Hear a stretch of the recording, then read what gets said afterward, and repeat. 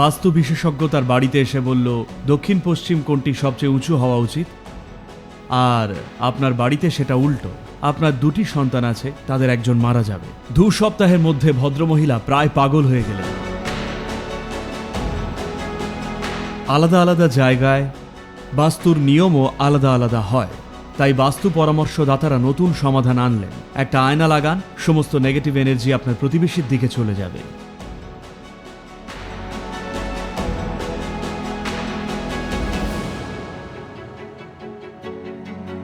নমস্কার সদ্গুরু। বাস্তুর তাৎপর্য কি, আর এটি মানুষের ওপর কিভাবে প্রভাব ফেলতে পারে? যেটাকে আপনারা বাস্তু বলছেন তা শুধুই একটা প্রাচীন স্থাপত্য সংক্রান্ত নির্দেশিকা। ধরুন আপনি, ধরা যাক 1000 বছর আগে একটা বাড়ি বানাতে চাইলেন। আপনাকে বুঝতে হবে জবে থেকে, বুঝলেন তো, যে যুগেই যান না কেন, দেওয়াল তৈরি করা কখনোই সমস্যা ছিল না। ছাদ দেওয়াটাই ছিল সবসময় সমস্যার, ওটাই চ্যালেঞ্জ। তাই তো আর্কিটেক্ট, ছাদটাই চ্যালেঞ্জ। এখন যেহেতু আমাদের স্টিল, সিমেন্ট, কংক্রিট ইত্যাদি শক্ত পদার্থ রয়েছে, তাই ছাদ তৈরির ক্ষেত্রে আজ স্বাধীনভাবে যেমন খুশি বানাতে পারি। আগেকার দিনে মানুষের কাছে ছিল শুধুই কাঠ। এখন আপনি আপনার বাগানে গিয়ে একটা গাছ কাটলেন একটা বাড়ি বানাবেন বলে, কিন্তু আপনার গাছটা একটু বেঁটে, গাছটা লম্বায় মাত্র হয়তো 8 ফুট ছিল। এখন আপনার কাছে মাত্র 8 ফুটের কাঠ। তাহলে কি করবেন? আপনি বানালেন একটা 8 ফুট চওড়া বাড়ি, কিন্তু আপনার 10টা সন্তান, তাই বাড়িটা 100 ফুট লম্বা করলেন। অর্থাৎ সুড়ঙ্গের মতো একটা জায়গা। যখন এইরকম সুড়ঙ্গে থাকেন তখন অবশ্যই সেটা আপনার শারীরিক ও মানসিক স্বাস্থ্যকে নানানভাবে প্রভাবিত করে। তাই তারা কিছু সহজ বাড়ি বানানোর নিয়ম বানালেন। যদি বাড়ি বানান সেটা যেন এই অনুপাতের হয় বা এতগুলো জানলা হয়। এটা শুধুই একটা সাধারণ নিয়ম। জানেন, আর্কিটেকচারে, ইঞ্জিনিয়ারিংয়ে বেসিক নিয়ম থাকে। যারা নিজের মাথা খাটাতে পারে না তাদের জন্য থাকে সাধারণ নিয়ম। যেমন এত বর্গফুট মানে এতগুলো জানলা থাকতে হবে, এতগুলো মানে ততগুলো জানলা। কাঠামো আর স্থাপত্যের জন্য সাধারণ নিয়ম থাকে, কেমন? তো যেটাকে বাস্তু বলছেন সেটা শুধুই একটা সাধারণ নিয়ম, আর এই নিয়ম জায়গা ভেদে বদলাতে থাকে। বিভিন্ন জায়গায় বিভিন্ন ধরনের বাস্তু রয়েছে। পাহাড়ি এলাকায় একরকম বাস্তু, নিচু এলাকায় অন্যরকম বাস্তু, আবার উপকূলীয় এলাকায় অন্যরকম বাস্তু। একটা জায়গার নির্দিষ্ট আবহাওয়া এবং পরিবেশ অনুসারে নির্দিষ্ট স্থাপত্য নির্দেশিকা তারা বানিয়েছিলেন। আর কয়েক বছর আগে কেউ এটাকে একটা বড় ব্যবসায় পরিণত করবে ঠিক করল। গত 10 বছরে এটা এমন মাত্রায় পৌঁছেছে যা হাস্যকর। এটা এখন আপনার স্বাস্থ্য ঠিক করছে, আপনার ব্যবসা ঠিক করছে, আপনাকে চাঁদে নিয়ে যাচ্ছে, কিচ্ছু বাদ নেই, সব কিছু করছে। নানান ধরনের হাস্যকর জিনিস ঘটছে। মানুষ নিজের ঘর বাড়ি ভাঙছে, যেখানে রান্নাঘর ছিল সেখানে বাথরুম বানাচ্ছে, কেউ কেউ আবার রান্নাঘরে ঘুমোতে শুরু করেছে। এই সব চলছে। এখন মানুষ এই সব অতিরিক্ত খরচায় বিরক্ত, তাই বাস্তু পরামর্শদাতারা নতুন সমাধান নিয়ে এলো। শুধু একটা পাথর রাখুন, সব ঠিক হয়ে যাবে। একটা আয়না রাখুন, সমস্ত নেগেটিভ এনার্জি আপনার প্রতিবেশীর দিকে চলে যাবে। তারা নতুন নতুন পদ্ধতি বানালেন। ভয়, মূলত ভয়ই মানুষকে শাসন করছে। সেই কারণেই এই সব বিষয়গুলো প্রভাবশালী হচ্ছে। আপনাদের একটা ঘটনা বলি। আমি একজনের বাড়িতে থাকছিলাম চেন্নাইতে, আর রাতে আমার একটা ফোন করার দরকার ছিল, আর আমার কল শেষ হতে হতে সকাল 2-3 বেজে যেত, কারণ আমেরিকায় লোকেরা ভাবে আমি সবে ঘুম থেকে উঠলাম, আর তখনই তারা ফোন করা শুরু করে, ইত্যাদি ইত্যাদি। তাই প্রতিদিন এই 2 অবধি জাগাটা একরকম স্বাভাবিক হয়ে গেছিল। তো আমি কল করছি আর ফোনের ব্যাটারিটা শেষ হয়ে গেল, আর আমার কাছে চার্জার নেই, এক্সট্রা ফোনও নেই। তো আমার একটা ফোন লাগতো। তাই আমি ভাবলাম বাড়ির যে মালিক তাকে জাগিয়ে তুলব, কারণ খুব গুরুত্বপূর্ণ কাজ ছিল। ফোন তখন করতেই হবে আমাকে। তাই আমি তার খোঁজে গেলাম। রাত 2টোয় কাউকে জাগানো একটা কঠিন কাজ, তাই আলতো করে দরজায় টুকটুক টুকটুক করলাম। তারপর টক টক টক, ঢক ঢক ঢক, ধপ ধপ ধপ ধপ ধপ। যাই করুন কোনো সাড়া নেই, তাই দরজার জোরে টানলাম, দেখি খুলে গেল, কিন্তু কেউ নেই। আমি সারা বাড়ি হাঁটলাম, কেউ নেই। পুরো বাড়িতে আমি একা, আর কেউ নেই, যেন বাড়ি ছেড়ে টেড়ে চলে গেছে। তারপর সদর দরজাটা খুলে বাইরে গেলাম, পাছে তারা বাগানে টাগানে যদি ঘুমোয়, সেখানেও নেই। তারপর ওখানে একটা ফোন ছিল, একটা ল্যান্ডলাইন। তখন আমি আমাদের অফিসে ফোন করলাম আর বললাম, এই লোকটি গেল কোথায়, তার মোবাইলে ফোন করো। আমাদের অফিস থেকে তার মোবাইলে ফোন করে তাকে জিজ্ঞেস করা হলো, আপনি কোথায়, সদ্গুরু আপনাকে সারা বাড়িতে খুঁজছেন। তারপর লোকটি নিচে নেমে এলো, আপনি ছিলেন কোথায়? আমি সারা বাড়িটা ঘুরে বেড়ালাম, কোথাও ছিল না। তখন সে মাথা চুলকে গাঁইগুই করে বলল, না সদ্গুরু, আমি খুব লজ্জিত। আমি বললাম, কি হয়েছে? তারপর সে বলল, জানেন তো, একজন বাস্তু বিশেষজ্ঞ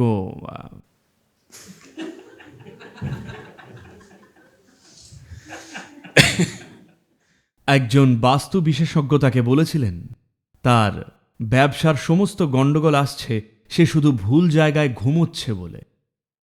আর তিনি তাকে বলেছেন তার ঘুমানোর জন্য সেরা জায়গা হলো আসলে বাথরুম। আর লোকটি সত্যিই তার স্ত্রী সমেত বাথরুমেই ঘুমোচ্ছিলেন। তারা সত্যিই বাথরুমে ঘুমোচ্ছেন, তাই তাদের আমি খুঁজে পাচ্ছিলাম না। আমি সর্বত্র খুঁজেছি। আমি তাকে বললাম, আপনি মারা গেলেও অন্তত শোবার ঘরেই ঘুমিয়ে সসম্মানে মরুন। বাথরুমে ঘুমিয়ে চিরকাল বেঁচে থেকে লাভটা কি?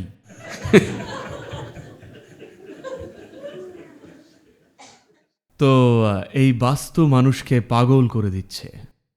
জানেন তো, রুরাল রেজুভেনেশন প্রজেক্টের জন্য ফান্ড জোগাতে ঈশা বিজনেসের অংশ হিসেবে আমরা রিয়েল এস্টেটে আছি, আর আমরা অ্যাপার্টমেন্ট বানাচ্ছি। আমি খুব এক্সাইটেড ছিলাম, কারণ আমি বিল্ডিং ডিজাইন করতে ভালোবাসি, আর আমি অনেক কিছুই ডিজাইন করি। আর আমি যখন লোকেদের ড্রয়িংটা আঁকতে দিই, তারা বলে, না সদ্গুরু, এইসব নতুনত্ব ডিজাইন চলবে না, এটা বাস্তু মানছে না, কেউ কিনবে না। আমি বললাম, কি বলছো? না সদ্গুরু, কোনো পরিবর্তন করবেন না, শুধু এইরকম রাখুন, শুধু একটা বক্স। আপনি নতুনত্ব কিছু করলে কেউই কিনবে না, কারণ এটা বাস্তু অনুসারে নয়, খারাপ শক্তি আসবে। বাস্তুর বাড়াবাড়ি এত বেড়েছে গত 8 বছরেই, তার আগে কি মানুষ ভালোভাবে থাকতো না? দেখুন, সমস্যা হলো আপনি যা পারেন তা করেন না, আর যা আপনার হাতে নেই সেটা ঠিক করার চেষ্টা করেন। এটাই জীবনের মূল সমস্যা। এটা ভারতে একটা বড় সমস্যা, জানেন? এটা ভারতের একটা প্রধান সমস্যা, এটা সাধারণ সমস্যা নয়। এই দেশের সবচেয়ে বড় সমস্যা হলো এই দেশটা এখনো ঈশ্বরের হাতে। দেশটা এখনো আমরা আমাদের হাতে নিইনি, এটাই হলো সবচেয়ে বড় সমস্যা। আপনি কেন যে কোনো বাড়িতেই ভালো থাকতে পারেন না?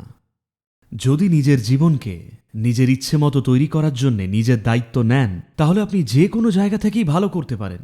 যখন বাড়ি বানান, তখন অবশ্যই বাড়িটা নিজের মতো করে বানান নিজের সুবিধে মতো, নিজের ভালো বুঝে, অন্য কারোর কথা শুনে নয়, তাই না? ভারতে আর্কিটেকচার প্র্যাকটিস করার জন্য কোনো আর্কিটেকচার পাবেন না, বুঝতে পারছেন? বাস্তুর লোকই ঠিক করে বাড়িটা কেমন হবে। আপনার হাতে শুধুই ঘরের ভেতরটা রয়েছে, ঘরের আকার, জানলা, দরজা সবকিছুই সেই লোকটা ঠিক করে। আর সে এই বিষয়ে কিছু জানেও না। আমার এমন অনেক লোকের সাথে দেখা হয়েছে যাদের বাস্তু নিয়ে নানান হাস্যকর অভিজ্ঞতা হয়েছে।